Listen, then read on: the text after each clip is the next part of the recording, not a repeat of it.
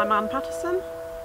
I'm a pagan, I work in the NHS, and I'm involved in the Warriors' Call to protect the country from fracking.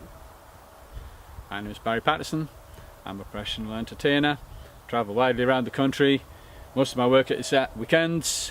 During the week I'm an urban peasant, which means I grow food and do things like that.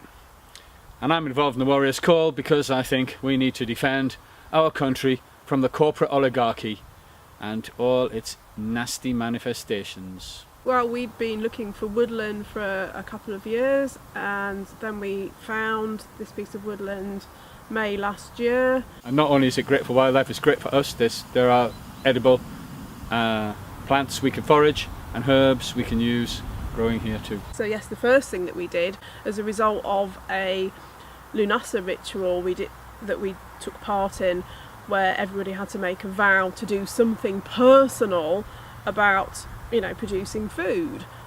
So as a result of that, then we went down the road to the bottom of our road where there's a set of allotments, and I asked an old guy who was coming out, how do you go about getting an allotment? And then he let us take over one of his allotments that he couldn't keep up with. So yes, we've been doing the allotment since then, growing quite a lot of our own fruit and vegetables.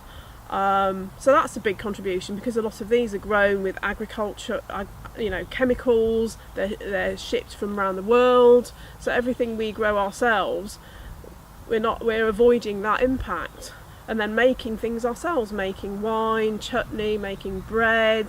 Then there are alternatives, such as we've got a wood burner, so that's trees which have grown, and where we're growing more trees here to replace them, as it were. And so a lot of the time we don't run the central heating at all. We don't have it that hot in the house anyway, and then if it gets a little bit cool, we'll put on the wood burner.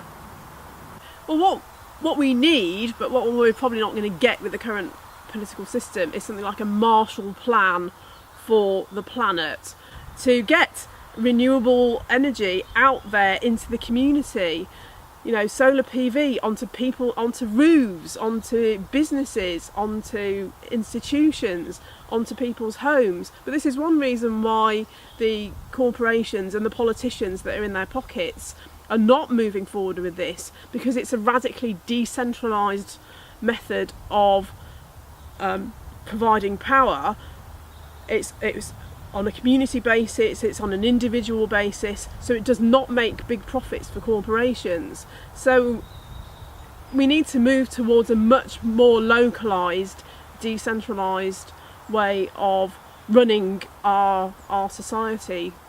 Most of the population have become very passive about how they live. We've become credit slaves. We've become working drones, and they entertain us at night to keep us off the street. And that, in my humble opinion, is a spiritual condition. That is a condition of alienation and a condition of disconnectedness with the living world.